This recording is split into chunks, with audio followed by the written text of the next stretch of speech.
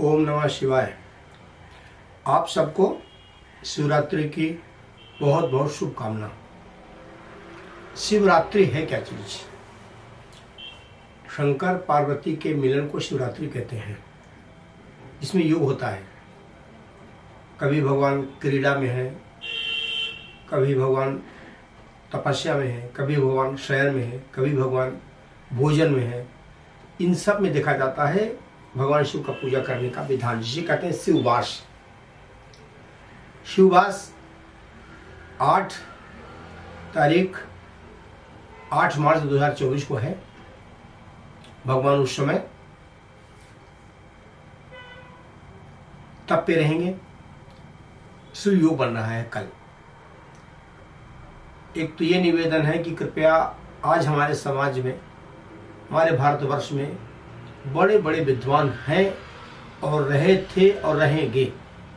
तो निवेदन यह है कि शिवरात्रि के दिन का पूजन प्रारंभ है 4:55 से लेकर के 3 घंटे का विराम देकर के आप भगवान शिव को 4 बार जल चढ़ा सकते हैं। हमने बोला हूं कि जो व्यक्ति धन इच्छार्थी है, धन की इच्छा चाहते हैं, वो कृपया शहद और गन्ने का रस मिक्सचर करके भगवान शिव का अभिषेक करें।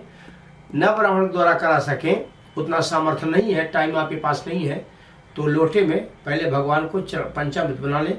दूध, दही, शहद, गंगा जल आपको सबको पता है। पहले गणेश जी को अर्पण करें और अपने मन में ओम नमः शिवाय अवश्य कहते रहें। आप पहले गणेश जी को, फिर कार्तिक महाराज को, फिर पार्वती माँ को, फिर नंदी जी को, फिर भगवान शिव को, फिर उनके सर्प को चढ़ाने के बाद फिर आप जो है शुद्ध जल से स्नान कराएं। इसके बाद आप जो कटोरी या गिलास में गंगा शहद है और गन्ने का रस है उसको अर्पण करें। ओम नमः शिवाय कहते रहें। अगर यह मंत्र आपको याद है तो कहते रहेंगे, या नहीं है तो पुरुषोक्त आपको याद हो या श्रीसूक्त हो, इस मंत्र से आप भगवान शिव का अभिषेक करेंगे धन के लिए।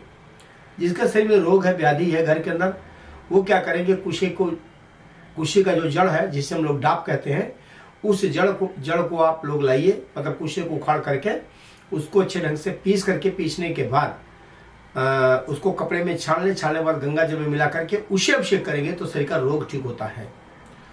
दूसरी बात हो गई कि इस समय बन सके तो भगवान के पास से सपरिवार मिलजुल करके पार्थिव शरीर बनाएं। न पार्थिव शंकर जी को न बना सके तो मंदिर में जाएं, पर मंदिर में पूजा करने के बाद आप अपने घर में आकर के सपरिवार 1.25 लाख ओम नमः शिवाय का जाप करें। व्रत करने की विधि है। व्रत करने की विधि का मतलब हो गया कि आप प्रातः काल आज ही रात्रि में जब सोइएगा स्वल्पाहार करें। लहसुन, प्याज, इन पदार्थों का सेवन न करें। केवल कल के लिए बोल रहा हूं, इससे प्याज लहसुन हमेशा यूज करना चाहिए, उससे कोई दोष नहीं आता। दूसरी बात हो गई कि देवो भूत्वा देवम यजेत, देवता की पूजा करने के पहले आप देवता बने, ये करना है। प्रातः काल उठते हैं आप, तो आप स्नान के लिए जाते हैं तो पहले अपने बाल्टी में गंगा जल डालें। गंगा जल बाद उसमें जल भरें, फिर आप स्नान करें। कल दिन है शुक्रवार को चेहरे में दूध लगा। मैं हमेशा बोलता हूं कि जो व्यक्ति शुक्रवार को चेहरे में दूध लगा के स्नान करेगा तो कभी दरिद्र नहीं होगा, कभी रोगी नहीं होगा। आप लोग कहते हैं कि दूधो नहाओ पूतो फलो, तो शुक्रवार को, बुधवार को, शनिवार को हर व्यक्ति को दूध लगा करके चेहरे में स्नान करना चाहिए। इससे धन दौलत की, सुख शांति समृद्धि की वृद्धि होती है। अब आप करने के बाद शुद्ध वस्त्र पहने, जनेऊ बदल लें, नई जनेऊ पहन लीजिए। कलाई नारा ब्राह्मण से मंदिर में जाकर के नया करवा लीजिए। और आप धन के लिए गन्ने का रस और शहद मिला करके, रोग निवारण के लिए कुश की जड़ और गंगा जल मिला करके अभिषेक करें। इसके बाद चतुर्दिग मनोकामना पूर्ति करनी है, पूरा करना है, कृपया दूध से अभिषेक करें। 4 पार का जल अवश्य भगवान को चढ़ाएं। न अभिषेक कर सके तो दूसरी बात है, इसमें ओम नमः शिवाय का 1.25 लाख अवश्य जाप करें तो नारायण आपके घर में सुख शांति समृद्धि प्राप्त करेगा। एक निवेदन और है आप लोगों से कि आजकल अच्छे वक्ता निकल रहे हैं, पर हम उनको वक्ता क्या कहूँ, मुंह को तो अनपढ़ कहता हूँ। आप ये ध्यान दीजिए, स्वामी विवेकानंद ने कहा कि पीछे घूम के देखो। जैसे हमारे माता पिता भगवान शिव का पूजन करते चले आए, देवी देवता का पूजन करते चले आए, वही पद्धति आप अपनाएं। आजकल मंदिरों में क्या देखता हूँ कि वो लोग शंकर जी को जल चढ़ा करके उनका जल लेकर के लोटे से पीते हैं। हे भगवान, मत पियो, लिंग है।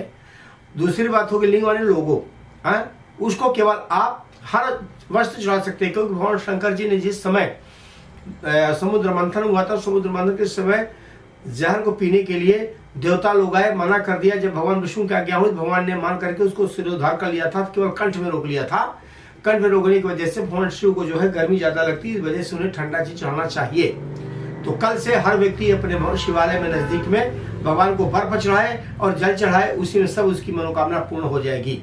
पर निवेदन है कि भगवान शिव का जो आप जल चढ़ा करके जनेली से जो नीचे जाता है उसको अगर आप पान करोगे तो आपके शरीर में पीड़ा बढ़ेगी, दर्द होगा और दरिद्रता बढ़ेगी। केवल भगवान शिव के जल को केवल छिड़कने का विधान लिखा हुआ, पीने का विधान कोई ब्राह्मण दिखा दे, किसी भी शास्त्र में दिखा दे, तो जो सजा मुझे मैं उसको स्वीकार करने को तैयार हूं। पर कृपया शिवालय का जल लिंग में चढ़ा करके उसको पीने का विधान नहीं है। आजकल न मालूम कहां से दुनियादारी, ये आडंबर ये ले लेते हैं, कर लेती हैं। अरे अपने पति का पैर छुओ, बच्चों को प्यार दो, बच्चों से माता पिता का पैर छुलाइए, घर में पूजा पाठ करिए, एक एक की निंदा न करें। ये नहीं करोगे, ये तो जरूर करोगे, और जो असत्य बोल देगा, झूठा बोल देगा, झूठा नहीं बातें बोल देगा, उसको स्वीकार कर लोगे। ये कृपया न करो। तो कल की जो शिवरात्रि है बहुत पुनीत है, सबके जीवन के लिए सुख शांति समृद्धि मिले। अब आजकल कहते हैं कि शिवरात्रि आ रही है, आपको ये देगा वो राशि देगी, कुछ नहीं होगा। कर्म करोगे फल मिलेगा, न कोई राशि देगी आपको न कुछ देगा। पर ध्यान देना, भगवान के 12 ज्योतिर्लिंग जो है एक एक राशि से निर्माण हुआ है, इसको हम अगले वीडियो में आपको बताएंगे। शिवरात्रि की बहुत बहुत हार्दिक शुभकामना और राम राम।